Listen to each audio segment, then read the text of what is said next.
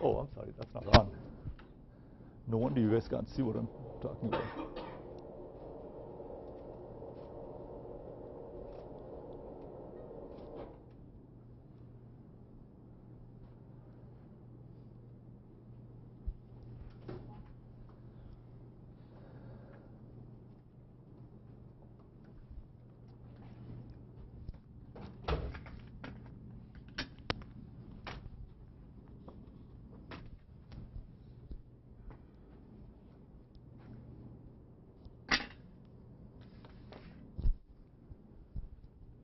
On Monday, we began talking about first and follow sets.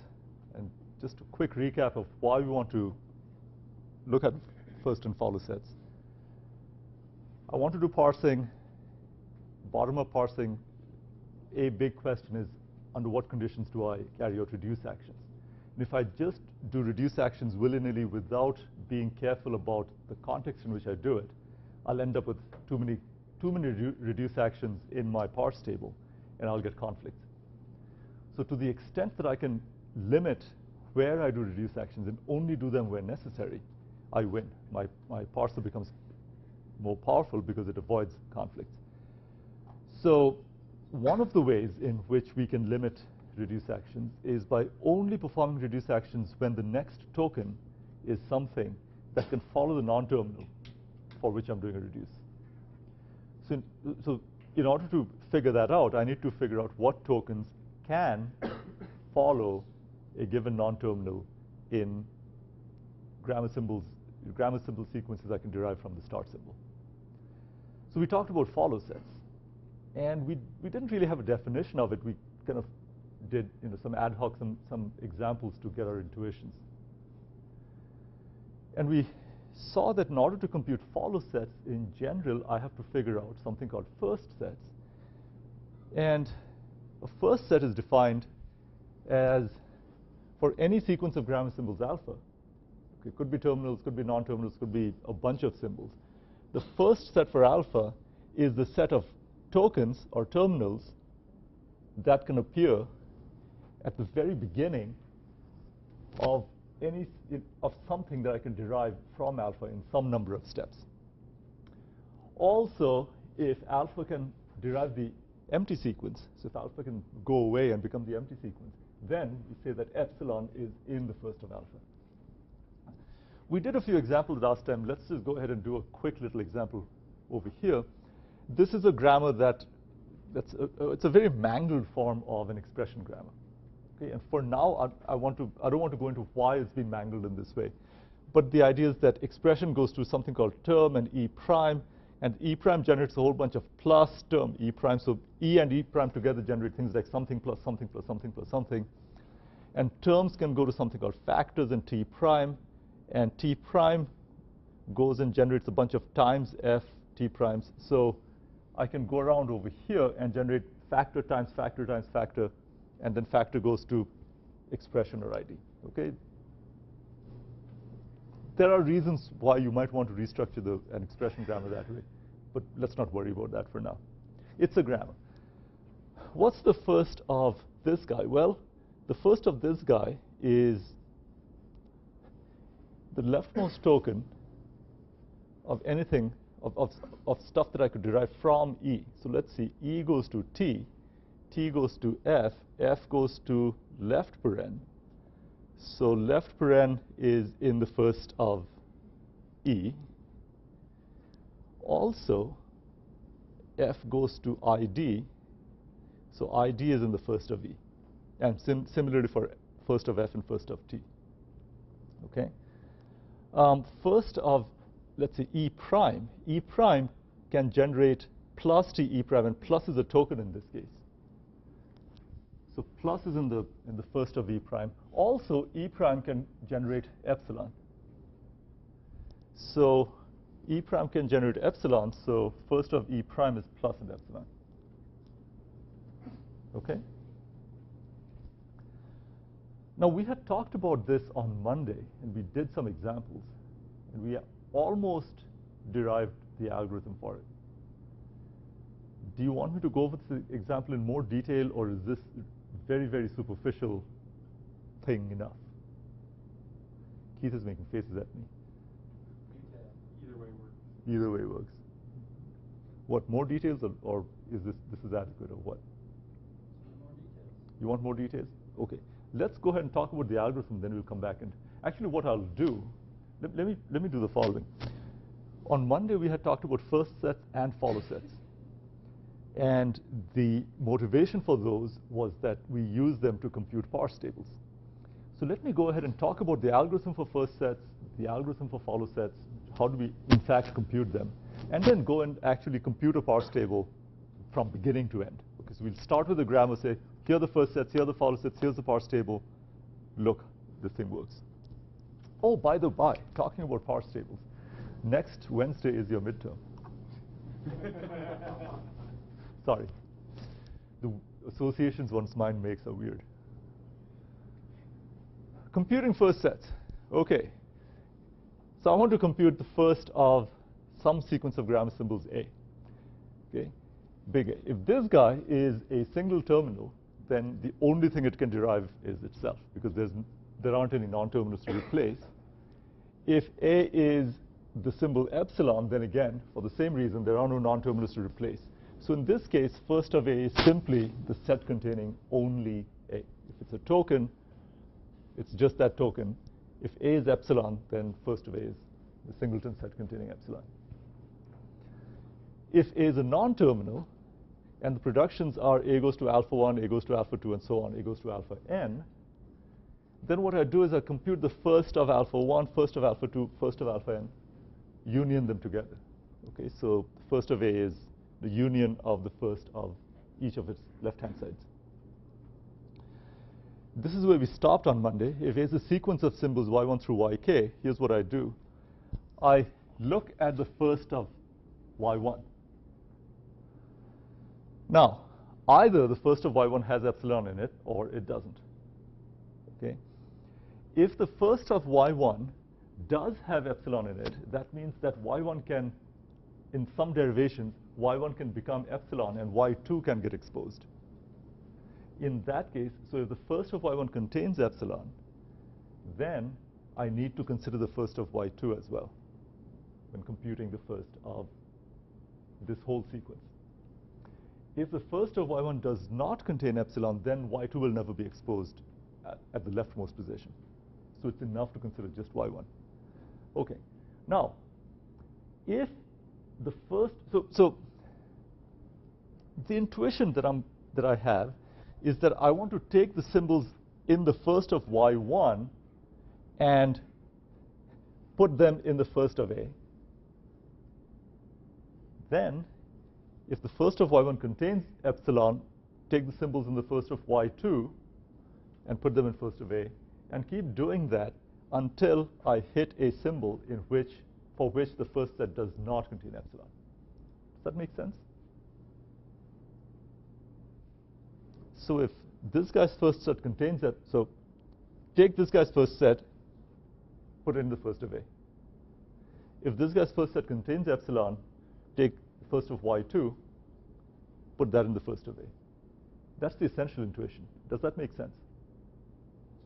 There's one minor glitch there, which is that if the first of y1 contains epsilon, and I just take the first of y1 and put it in A, then the first of A will contain epsilon as well, right? Because this guy had epsilon, and I stuck it in.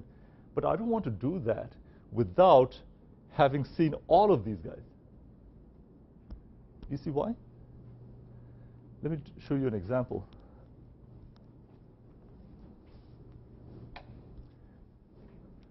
I'll guard Brian's graph. Suppose I have x goes to yz, okay? First of y is, let's say, a, b, epsilon. First of z is c, d. Okay? So now I want to compute first of x. Well, take the stuff from first of y and throw it into first of x. But if I take everything in the first of y and throw it into the first of x, then what I will get is a, b epsilon, and then if I take everything in the first of z and I throw it into the first of x, I get this. And that isn't quite right, because this suggests that x can derive epsilon, because I have epsilon in the first of x. But if you look at the grammar, x cannot derive epsilon. This guy can go away, but z won't go away, right? So x cannot derive the empty sequence. So I can't take everything in the first of y and stick it into the first of x. I just take all of the non-epsilon things in the first of y and stick it into x, right? So that's why I say add for each a in the first of y sub I, which is not equal to epsilon, put it in the first of a. Okay? And then I'm in this for loop. So if epsilon is not in the first of yi, then I've come to some, I'm processing these guys, y1, y2, whatever, at y sub I. If y sub I does not have epsilon in its first set, then I stop. I don't want to go any further. Then I break. Otherwise, I go back, do my for loop, look at y sub 1, y sub 2, and y plus 1, y plus 2, and I plus 1, I plus 2, etc. Okay? Eric, you had a question? I did, but your explanation there answered it. Okay. So then, there is the question of when will this guy derive epsilon? And it will derive epsilon. So let's look at this one. X can derive epsilon, this guy derives epsilon, and this guy derives epsilon. So when I'm done processing all the non-epsilon symbols, then I want to come back and look at this and say, does this guy's first set contain epsilon? And does this guy's first set contain epsilon? So in general, look at each of them, each of the symbols, and ask, does the first set contain epsilon? And if each of their first sets contains epsilon, that means they can each individually go away. In that case, if epsilon is in each of firsts of y1 through firsts of yk, every one of them contains epsilon, then I add epsilon to the first of a. All right? So in this situation, for this example, first of y contains epsilon, but first of z doesn't. So I would not add epsilon to the first of x. On the other hand, if first of z was this means that there is some derivation along which this guy can go to epsilon and this guy can go to epsilon. So I would add epsilon to first of x. Okay? So that tells me, let's just look at this again. So this is an inductive definition, right? I can compute the first set for a single symbol. If it's a single terminal, the empty sequence, or a single non-terminal, I can compute first set. This tells me how to extend that to sequences that are more than one symbol long. Okay? More than one symbol long. And now let's look at how we process an entire grammar. What I'm going to do is, precisely because first sets can be recursive, so let me show you an example. When you guys were doing your HTML parsers, you noticed that the parser sometimes got cranky if you had right recursive rules. So Yak and Bison, they like their parser to be to have left recursion. So suppose I have a rule that looks like this.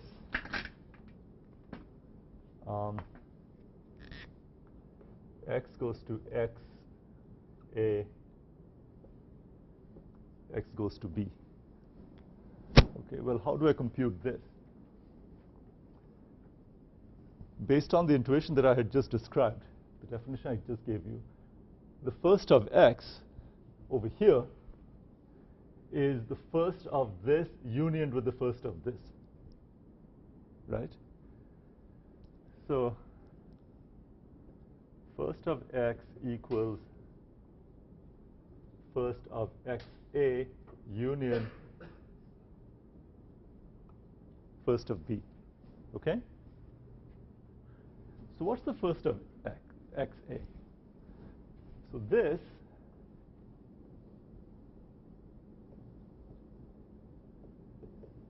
is equal to, it's the first of that.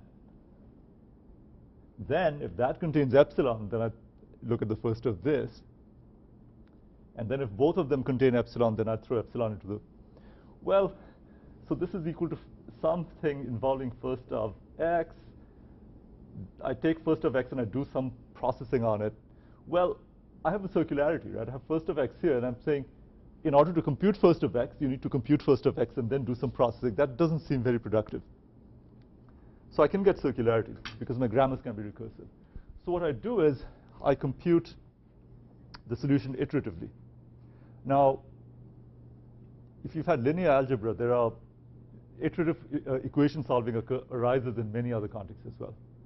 So if you've seen things like Gaussian elimination, you have a bunch of equations and you iterate over them. You begin with some initial approximation to the solution, and each iteration refines that. And eventually you converge to a solution. Shows up all over the place, all sorts of equations. So here what we'll do is, I'm going to initialize, my initial approximation is going to be that the first of every grammar symbol, every non-terminal rather, the first of every non-terminal is the empty set. Okay, so that's my initial approximation. And then what I'm going to do is, using this initial approximation, I'm going to go ahead and compute first set for every non-terminal in the grammar, like we just discussed. So what will happen is, some of these first sets will change because of the computation that we just did. So at first they were approximated as empty. Some of them changed. So I'll need to propagate that change. I'll repeat this process. I'll take the values that I got, and I'll plow them back again. And I'll keep doing this until there is no change. So let's see how that works over here. This guy has to go. Sorry.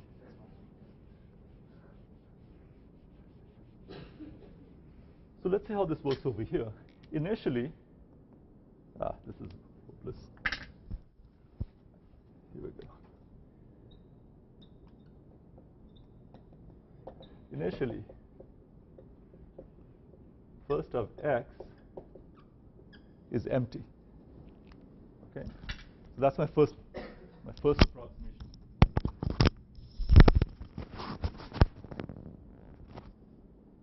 So now, based on this, I'll apply the definition that I had before.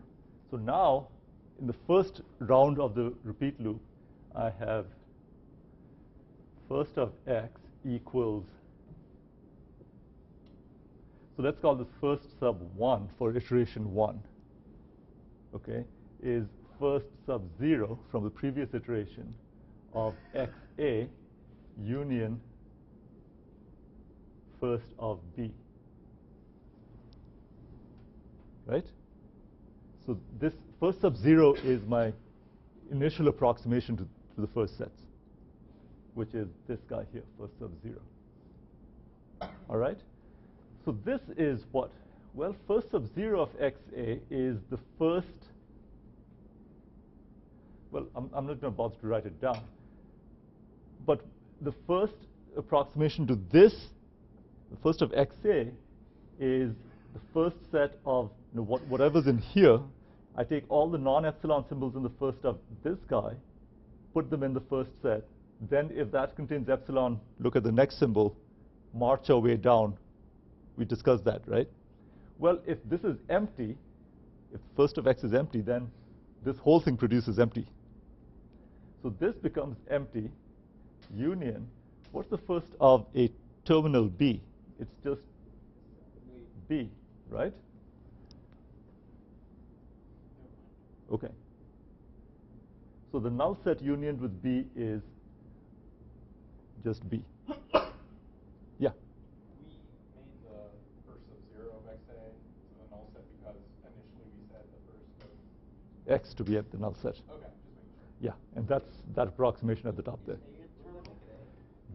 This guy's a terminal, yeah. So shouldn't the first sub 0 of xa be a? So the question is, should first sub 0 of xa be a? the reason the first sub-zero of XA is empty, let's go back to the previous slide, because this is worth working out. So I now have a sequence of symbols y1 through yk, right? y1 is x, y2 is the terminal A. So I'm going to add each token in the first of x into the first of this guy. Okay? And then, if epsilon is in the first of that guy, then I'll break. Others I'll move on to the next one. So what? Yeah. So what happens is, so here's, let me draw it separately. This is the thing that I'm computing the first of. So I say, okay, let's consider the first of this guy, of x. Take all of the non-epsilon symbols in the first of x, put them in my collection. Then, if the first of this guy contains epsilon, move on to the next one.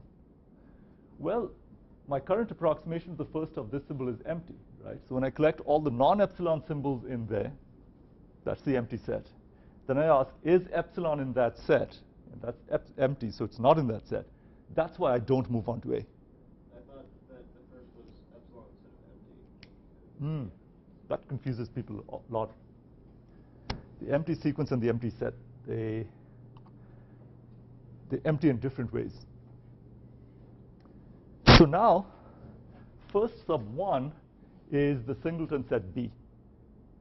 So now I iterate again, because the first of x has changed from the previous approximation. So I iterate again. First sub 2 of x, it's going to be equal to first sub 1 of xa together with first sub 1 of b. This is going to be the singleton b as before. So now let's look at this one over here. First sub 1 of xa. So I take the first sub 1 of x, which is b. That's what I had previously computed. So I take every non-epsilon symbol in this set and put it in first sub 2 of x. Actually, first sub 2 of xa. So every non-epsilon symbol, that's b, right? Then my algorithm says, if the first of this guy, of just this one symbol, contains epsilon, then I move on and consider the next one. Well, this is just the singleton b. It doesn't contain epsilon. So I don't move on to the next one. So this is just a singleton b. So first of xa is now b. So singleton b union singleton b, that's singleton b. Okay? So this time, first sub 2 of x is the same as first sub 1 of x. None of them change, so I've converged to a solution. So my iteration stops. Okay? You can do a similar exercise with, if you add another rule that says x goes to epsilon.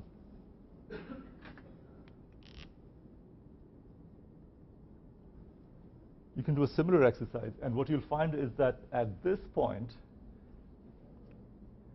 first sub 1 of x will contain epsilon. So this one will contain epsilon, and at that point, a will get added in, which means we will do another iteration. Everyone comfortable with that? Or do you want to go through another example?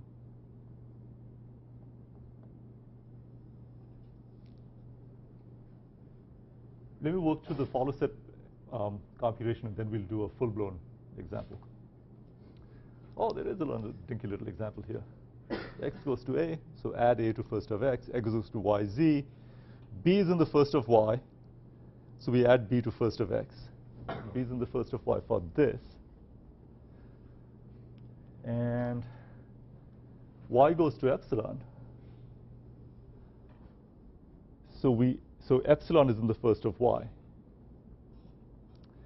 And because of that, I add all the, so because the first of y contains epsilon, first of y contains epsilon, I also consider the first of z when computing the first of x. And so this has add all the non-epsilon symbols from the first of z to first of x. Well, what are the non-epsilon symbols in the first of z? C is in the first of z. So I add c to the first of x. Okay.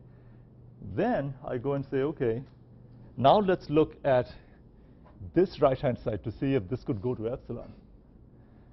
Epsilon's in the first of y, epsilon's in the first of z. So every symbol on the right-hand side can go to epsilon. So I add epsilon to first of x. So in this case, in the end, first of x is ABC and epsilon. All right? Follow sets. Okay, we had talked about follow sets some. And I had defined follow sets in this way, I think. So one big difference immediately is that whereas first sets are defined for any sequence of grammar symbols, it could be the empty sequence, it could be a single terminal, single token, it could be a single variable, it could be a bunch of grammar symbols mixed, some mixture of symbols and, of tokens and variables. We define follow sets exclusively on variables or non-terminals. And again, the intuition going back is that where we apply follow sets is in the context of doing reductions. And I want to do reductions for non-terminals. So what I really care about is, here's a non-terminal, what tokens could follow it. So given a grammar, for any non-terminal, the follow of that non-terminal is a set of tokens such that starting from the start symbol in some number of derivation steps, I can get to something where this token in the follow of A follows the symbol A, the variable A that I'm looking at.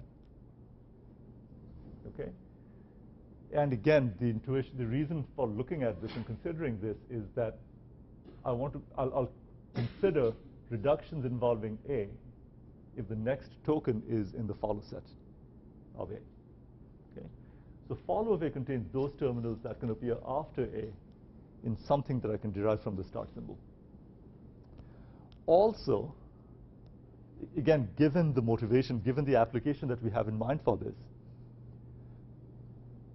which is look at the next token to see if that token could legitimately come after the non-terminal that I'm considering. We have to consider the possibility that the next thing after something this non-terminal derives, the next thing could be the end of input, right? So if starting from the start symbol, I can get to a sequence with this symbol A is all the way at the end, so there's nothing after it, then the end of input marker is also in the follow of A. Okay, and intuitively this says, well, if this guy's all the way at the end, then, and if I prod the scanner to say, okay, what's next? Give me what's next. The end of the scanner could also say, that's it. There is nothing more. It could give me the end of file. Really simple example. I think we looked at this very briefly on Monday. E goes to E plus E. What could follow E? Well, plus can follow E. E is the start symbol. This guy's all the way at the end, so dollar can follow E. Okay? That makes sense? This is not an algorithm by any means. I'm just saying that this is an example of a follow set. What is the first of E? What could be in the first of E? You guys can do this in your heads. ID. Okay, so first of E contains ID. What about plus? Keith disagrees vehemently. So, Dave, what do you think? I agree with you. Oh man, you guys. Okay, someone tell him they're wrong.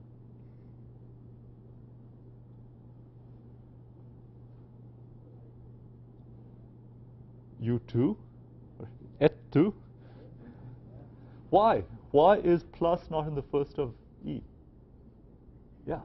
Because E doesn't, you can't derive epsilon from You can't derive epsilon. Excellent, thank you. So in order to compute the first of V, I'd say compute the first of this sequence of symbols union first of this guy, right? I have two productions. I compute the first of each right-hand side, and I union them together. Well, the first of this guy is ID, is a singleton containing ID. That's good. To compute the first of this one, I'll compute the first of E. Then, if that set contains epsilon, I'll go and look at the first of plus.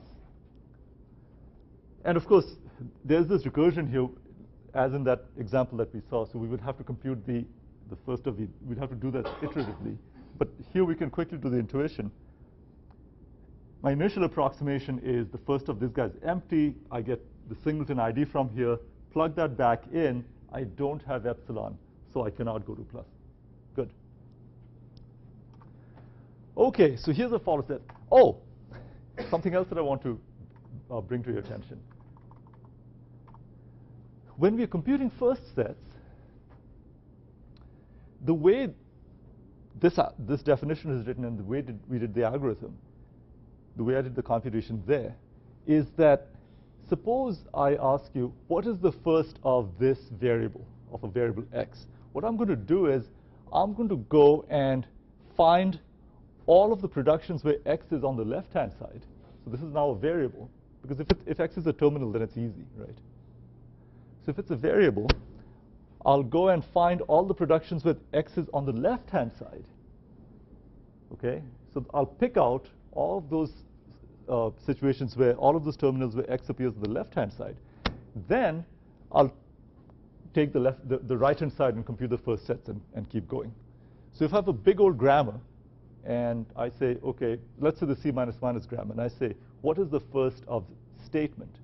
What I would do is go and find all the productions for statement. Statement goes to something, statement goes to something, and so on. Find all of those productions, look at those productions, look at their left-hand sides.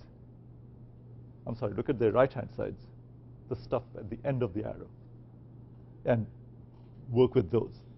OK? With follow sets, it's the other way around. If I ask you, what is the follow of a variable, I look at all the right-hand sides that contain A.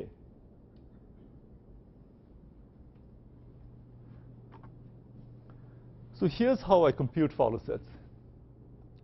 The start symbol always has the end of file marker in its follow set. We just stick it in there, okay? Because the start symbol is always can be followed by the end of input. And now I have, again, it's a similar repeat loop until no change. Here's what I do. For each production of the form A goes to alpha, B, beta, okay, so alpha and beta are some grammar symbol sequence. I look at B, and I say, OK, what can follow U? Well, anything that's in the first of beta can follow U, meaning follow this guy, follow B. So well, not everything in the first of beta, every non-epsilon symbol in the first of beta. I add every non-epsilon symbol in the first of beta into follow of B. OK? So now, actually, let me draw a picture, because these rules are best understood with a picture.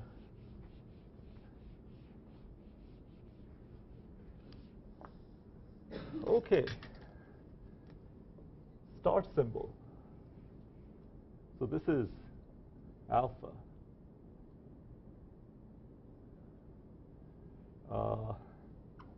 A.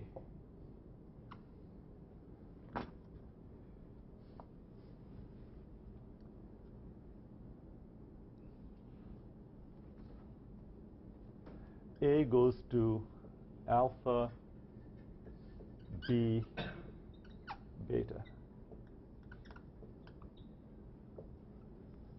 OK?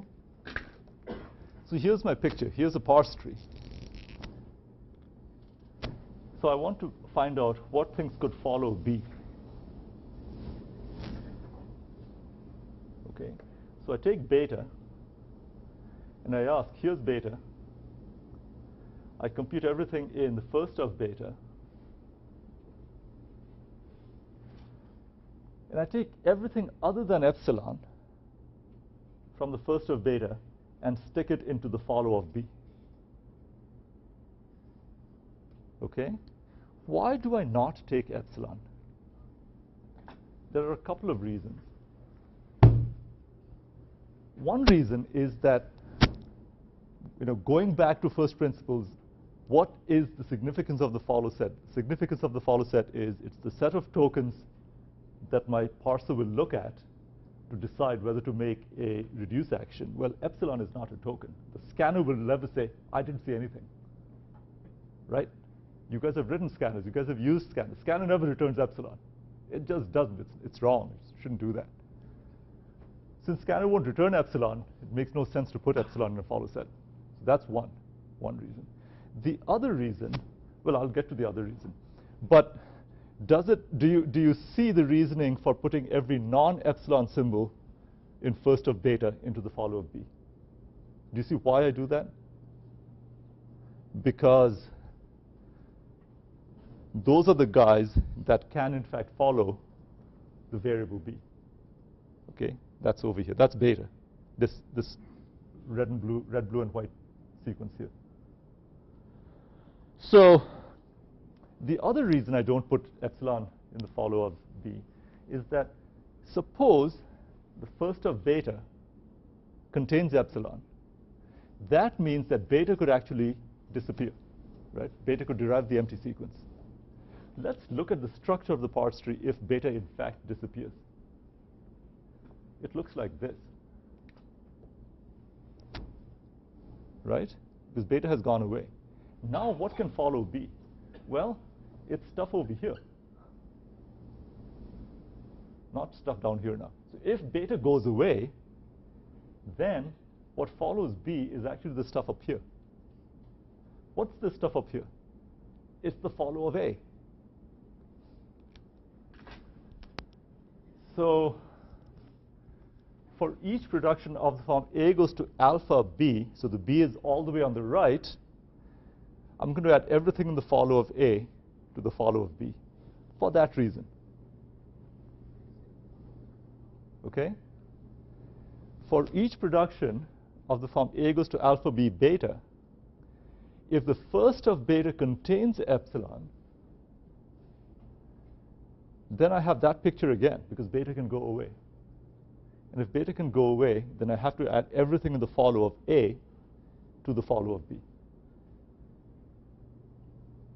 Make sense? It's that picture over there. That's really the key. So in general, if you're confronted with a computer follow set type question, which instructors are wanted to do every so often, what I find works for me, but I'm a visual kind of person. What I find works for me is to sketch out a picture like that, look at the different scenarios, and see what falls out. It's not a terribly deep concept. Just work through the possible situations. So this is it. These are the three situations. Okay. I have B, which has some symbols after it, or I have B on the right-hand side, and there is nothing after it. If there is something after the B, either the first of that something contains epsilon or it doesn't. So these are the three possibilities. B is on the right-hand side. It has beta after it. First of beta contains epsilon. That's the scenario. First of beta doesn't contain epsilon or has non-epsilon symbols in it. That's the situation. And it doesn't have a beta after it, which is the same as having beta, but beta going away to epsilon. So I keep iterating this until there is no change. Okay, key difference from first set computations is that in this case, to compute the follow of B, I look at all the productions where B appears on the right-hand side. So going back to the C ---- grammar, if I wanted to compute the first of expressions, I'd look at all of the productions for expression. If I wanted to compute follow of expression, I'd look at all the productions that have expression in the right-hand side. And some of those would be things like statements, because the statement goes to while, paren, expression, paren. Okay? So that's the key difference. Here's a simple little example. Same grammar as before. In this case, X is the start symbol, and we start symbol can always be followed by the end of input marker. So we add dollar to the follow of x. X goes to YZ. So everything in the follow of x is going to be in the follow of z. So I add dollar to the follow of z. X goes to YZ. So every non-epsilon symbol in the first of z is in the follow of y. First of z is c and epsilon. Well, every non-epsilon symbol in the first of z. So I add c to follow of y. Okay? Now, also, x goes to yz, and the first of z contains epsilon. So the intuition here is that in this production, z can actually suddenly go away. It can derive epsilon. And if that happens, I have this picture here, which means everything in the first of the left-hand side should be added to the follow of the first of the right-hand side. So in this case, everything in the follow of x should be added to the follow of y. Well, what's in the follow of x at this point? It's just the end of input, right, dollar. So I add dollar to the follow of y. Okay? All right, let's take a quick break. Let's answer your question, and then we'll take a quick break. Is there ever a case where we'd be asked to compute the follow of something in the middle, and if so, what would we start with instead of the Is there ever a case where you would be asked to compute the follow of something in the middle? Are you talking about hypothetical possibilities or what's on the midterm? Well, I guess, yeah, more the latter. But because it seems like with the start side, it makes sense to start the side with the end file. But if you're starting somewhere in the middle, it's So I'll answer both the hypothetical and the midterm. Well, I don't know what's on the midterm quite yet. As usual, like I've been procrastinating. But to answer your question of hypotheticals, what I found works for me, and it may not work for everyone, but it seems to work for me. What I find is that it's not that much more work to compute first sets for everything, and then the follow sets just march down and compute the sets. It's not that much more work to compute the first and follow sets of all the symbols that I'm given, as opposed to kind of work opportunistically. When I work opportunistically, sometimes I miss things. So what I do is I just go ahead and the first thing, if I'll scan the question, and if it mentions the words first or follow, first thing I do is compute first sets for every symbol. Okay? Now I have all my first sets, and I can go ahead and compute follow sets. It's an iterative computation in general because of the recursion. So you end up needing the follow sets of most of the other guys anyway. Let's take a quick break, and I'll come back and we'll talk.